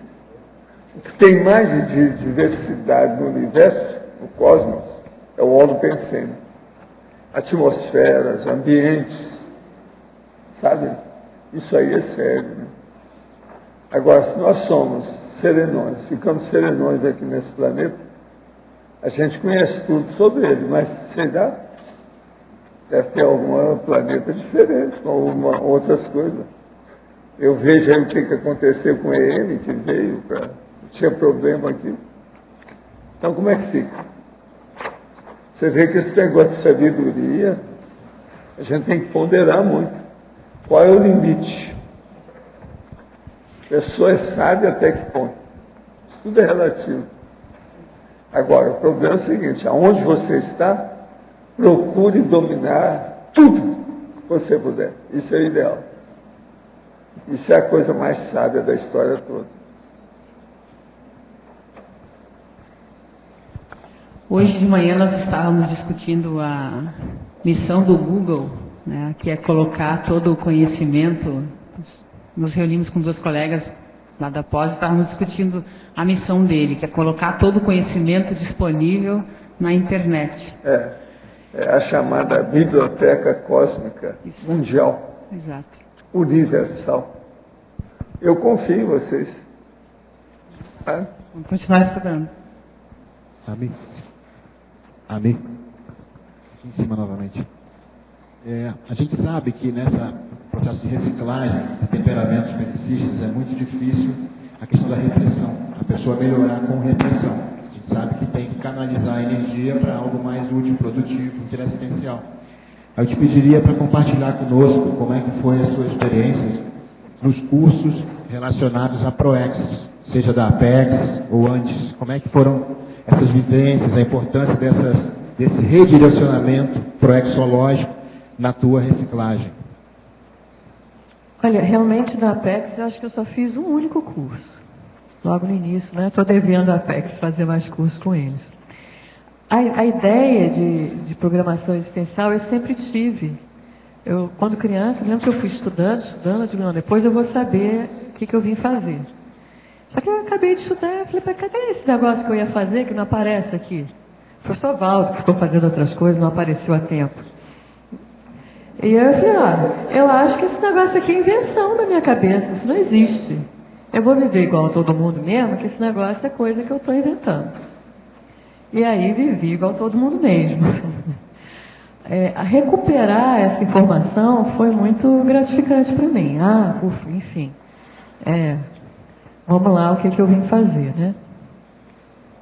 Não sei se eu tenho noção total da minha proex. Agora, eu sei que passa por essa questão da mudança do temperamento, como é que isso é feito, como é falar de paz, né? E implementar a paz. Isso certamente para corrigir coisas erradas do passado, né? Se tem mais coisas, eu imagino que tenha mais coisas também, mas eu não tenho, hoje em dia, eu não tenho esse vislumbre do todo. O que eu vi que foi muito importante para mim, a ida para a CIP, eu estava muito feliz no CAEC, no Cosmograma, né? Estava muito realizada aqui. Mas foi um desafio novo a ida, né, para a CIP, para quem não sabe, é uma IC da assistência Parapsiquismo Interassistencial, né? Associação Internacional do Parapsiquismo Interassistencial, que é conduzida pelo professor Mário Oliveira. Então, no início, quando eu fui para lá, eu falei, puxa, mas meu negócio é mental soma, né? O que eu vou fazer no IC de parapsiquismo? É um pensamento muito tacanho, né? Porque se é parapsiquismo interassistencial, parapsiquismo avançado, tem que ter mental soma, é claro, né? E aí é a oportunidade que o professor Mário tem dado para todos nós, de estar nos dando nossos cursos. Então, eu poder ter elaborado um curso sobre a questão da pacificação, isso foi muito importante para mim. É como se eu tivesse, enfim, estou começando a trilhar o caminho de uma maneira mais clara, né? Mais direta. E eu imagino que seja assim para todos nós, né? A Conscienciologia nos trouxe muitas ferramentas. São muitas as vertentes, são muitas as ICs, são muitos os caminhos que a gente pode seguir. E daí a gente achar aquele que vai dar o maior resultado, às vezes é uma surpreendência. Eu achei que foi uma surpreendência a questão da CIP, para mim. Não era, eu imaginei que eu fosse ficar no CAEC ad eterno. Até pensava que um dia eu iria para a IAC. Eu tinha isso, eu falo inglês, não sei o que, talvez eu vá para a IAC um dia. Acabou não acontecendo, né? Acabou surgindo dessa outra maneira. Então é bacana essa coisa, que a proex ela é uma probabilidade, né? Acho que quem estuda probabilidade entende bem. Tem uma probabilidade de determinada coisa e você vai indo na direção, né? Acho que não sei se eu respondi a tua pergunta, mas aqui na página 10, paradoxologia. Último paradoxo de ser necessário compreender profundamente o belicismo para tornar-se especialista em paz. Quais seriam esses skills, as competências, que know-how que uma pessoa belicista tem de útil? Aqui no caso eu quis dizer que você tem que entender muito do belicismo para você poder se contrapor. Quais são os motivos? Quais são as razões? O que está por trás do belicista? Então, você, sendo um ex-belicista, você sabe bem, porque você já teve esses mesmos sentimentos. Então, às vezes, a pessoa que é mais teoricona, fica mais difícil para ela, porque como é que ela vai implantar a paz se ela não consegue fazer atalhos para aquele belicista? Entende? Foi nesse sentido que eu quis dizer. Não estou aqui defendendo que o belicista seja pacífico. Mas, agora, se você quiser saber os trafores do belicista, eu coloquei aqui o último item da argumentologia. Olha, eu coloquei aqui que os trafores seriam a questão do strong profile, né, que ele dificilmente vai ficar deitadinho em casa, esperando que as coisas venham a ele. Uma autodisposição para trabalho, não tem uma coisa de negar, esse trabalho não é para mim, né, não vou sujar os meus dedos com esse trabalho, isso não é bem do belicista. A autodeterminação para acabativa, então aquela coisa de levar até o fim, aquilo que ele colocou como meta, ele vai buscar levar até o fim. Não sei se você conhece o levar a mensagem a Garcia, é um indivíduo que tem que levar a mensagem a Garcia e morre, né, depois de levar, mas levou, né? O desejo de acertar, porque o belicista ele faz aqui, eu não estou dizendo a pessoa que incentivou o belicista, não, eu estou falando do belicista mesmo, o soldado lá, o guerreiro, porque aquelas pessoas que manipulam, aí já é outra patologia, né? Não é propriamente o belicismo, ele usa do exército, né, para atingir os objetivos dele, que na verdade é poder ou outras coisas do gênero. Mas o cara, aquele que veio lá de Esparta, né? Ele realmente tem o desejo de fazer a coisa certa, a coisa da honra, né, que eu falei, minha honra, né? E tem uma certa tendência ao detalhismo, né? Porque A guerra, para dar certo, tem muito detalhe, né? Porque eles têm a estratégia, tem todos os detalhes da logística. Então, exige muito planejamento. Eu acho que eu segui engenharia pela experiência que eu tinha, provavelmente, com belicismo, né? Eu não tenho retro disso, mas você sabe o que você precisa, o que tem que ser feito antes, o que não vai impactar, né? Você tem essas noções. Então, uma pessoa que já tem isso, vai ser mais fácil ele planejar para o ex dele, ou pelo menos planejar a saída dele de uma condição negativa, né? E a auto-organização intrafísica, em geral, né? Eu sou meio ruim de disciplina, mas eu sou boa de organização, assim, intrafísica. Mental não, né, professor? O professor uma vez falou para mim, você é organizado, eu sou assim de fora, né? Por dentro é uma confusão, né? O senhor lembra ter falado isso para mim? Você é boa. Mas assim, com as coisinhas assim, é mais fácil. Já a organização pensênica... Mais difícil é justamente isso, é o detalhe. A minúcia, você é boa. É questão de ciscar. Nesse nosso galinheiro extenso, você é uma das melhores galinhas que tem aqui. Vocês me perdoam, a galinha que eu estou falando é aquela que cisca, tá certo? É melhor do que muito galo que tem por aí. Os galinhas trabalham mais que os galos, né? Oi, Amy. Aqui. Olha, no página 11, fobiologia, na última fobia, o medo infundado do egocídio cosmético. Pode falar sobre isso um pouquinho? Sabe que isso era um medo que eu tinha? Porque o egocídio, você vai deixar de ser você mesma, né? Quando você faz uma reciclagem, tem uma partezinha de você que você está matando, concorda? Tanto que chama egocídio. E eu tinha um negócio meio contra a lavagem cerebral, né? O medo de ser lavado cerebralmente. E de alguma maneira eu associava essa reciclagem a uma lavagem cerebral. Tudo bem, era eu que estava fazendo a lavagem cerebral. Mas não deixava de ser. Isso me dava uma certa aflição. Eu tinha um medo, assim, de não ser mais eu depois, sabe? Não sei se eu já passei por alguma lavagem cerebral em outras vidas, e por isso teria uma emoção maior. Talvez o professor não saiba dizer. Mas eu tinha esse medo de deixar de ser eu mesma. Agora, a gente ter apego ao lado ruim da gente é horrível, né? Um negócio assim. Então, por um lado eu queria mudar, por outro lado eu tinha medo de mudar. Tinha esse... Mas, olha, posso dizer para todos que vale a pena. Não tenho saudades das partes que eu já deixei para trás. Agora, falando nessa questão de ciscar, de pesquisar, de abordar as coisas, investigar, eu queria fazer uma espécie de competição entre você e a Rosa. Viu, Rosa? Quero fazer uma competição entre vocês duas. Vocês têm até amanhã para responder, tá certo? Você sabe aqueles algarismos lá de relógio, não sabe? Os meus aqui e aquilo lá. Olha lá, olha como é que eles são feitos. Então, vamos supor que ali tenha 10 números, de 1 a 10. Eu quero saber de vocês quais são os números perfeitos. Desse 1 a 10. Não é a série de Fibonacci lá? Não, isso aí é uma coisa para vocês estudarem. Eu não digo nem sim, nem não, de nada. Hein? Quais são os números perfeitos desses aparelhos eletroeletrônicos?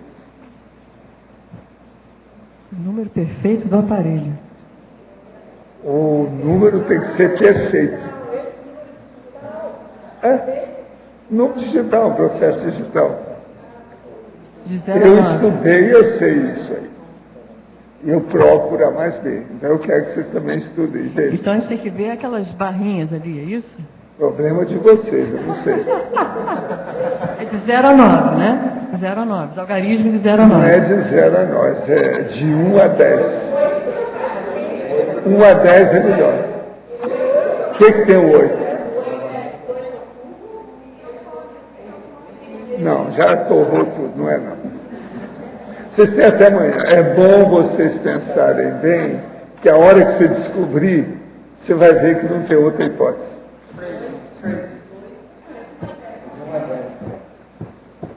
Agora, estou falando de 1 a 10, que é para juntar tudo, não sobra nada. De 1 a 10 tem tudo aí dentro.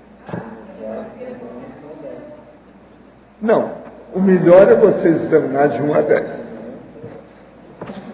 E olha quais são, se há números perfeitos ali dentro.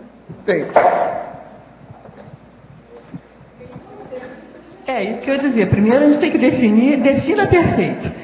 Isso é um problema de vocês. Vamos definir perfeito. Eu também não falei. Mas pode ser que o meu perfeito seja diferente do seu perfeito. O perfeito também é subjetivo. Agora, uma coisa óbvia, se a gente for pensar, vocês vão acabar chegando lá, não tem saída. Confio em você, Rosa. Isso não tem, ainda não vi isso em lugar nenhum, não. Isso aí eu mesmo que estive observando. Agora, vocês podem juntar, né? Juntar as forças, quem sabe que uma ajuda a outra. Você vai fazer o heterocrítica, Rosa? Essa com engenharia, a outra com matemática, não é possível que eu não vou chegar a uma conclusão, né? Tá certo? Até amanhã. Boas energias para vocês. Amanhã cedo, se vocês aparecerem, a gente resolve esse enigma. Agora, ó, eu desejo mais 100 verbetes da sua parte como engenheira técnica de ideias. No mínimo, né? 100, estou sendo bonzinho. 100. Nossos comerciais, por favor. Obrigada. As pontuações da tertúlia de hoje foram 52 assinaturas no livro Hoje Presenta, 23 perguntas presenciais e 13 perguntas respondidas online. Hoje temos 4 recados. Mara, opção pelo autodesassédio. Reinalda, oficina de fitoenergia. Rosa, programa Verbetografia. E Eduardo, higiene consciencial. Boa tarde a todos. A CIP convida mais uma vez a participarem do curso Opção pelo Autodesassédio. Esse curso ocorrerá sábado e domingo, das 8h30 às 18 horas, na sede da CIP, no Discernimento. Serão abordados vários temas, entre eles a meta da autodesperticidade e as posturas pessoais autodesassediadoras. Inscrições na sede da CIP e informações pelo telefone 045 2102 1421. Esperamos vocês. Obrigada. Boa tarde a todos. A Evolucim está convidando a todos os pais que tragam as suas crianças para uma oficina que vai lidar com plantas. A criança pequena também pode vir. Nós temos atividades onde os adultos vão interagir com as crianças. O local será no Discernimento, no dia 22, que é o sábado próximo, às 10 horas da manhã.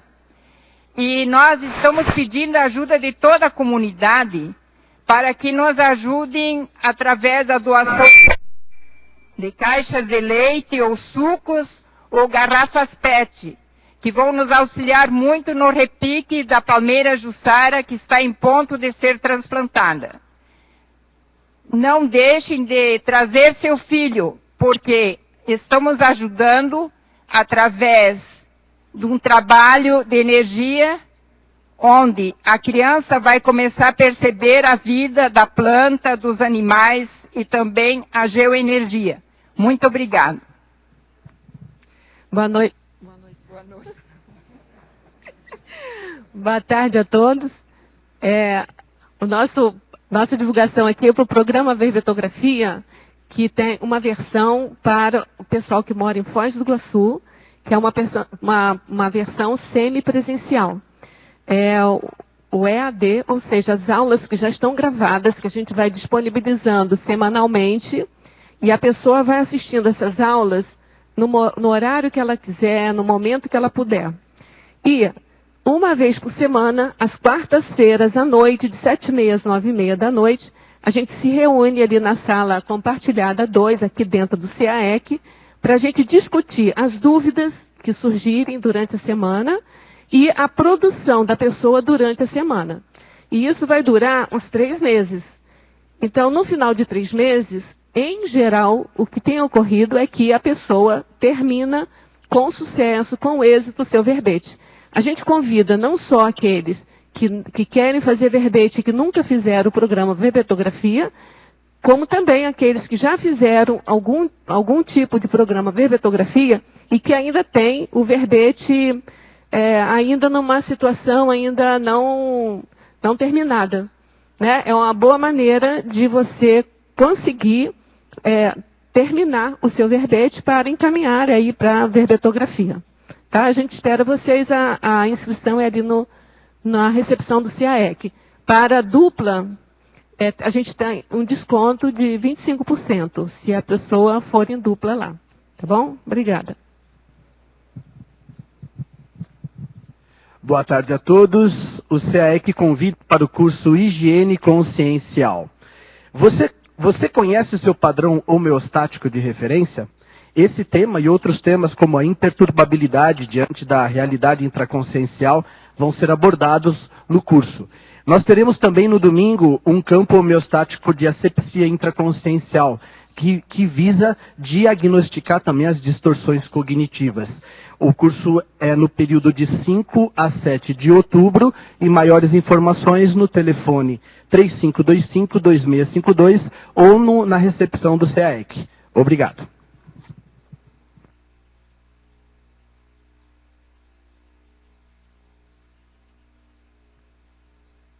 O verbete de amanhã é vínculo terapêutico, especialidade interassistenciologia. A autora é a professora Regina Dias. Boa tarde a todos e obrigada.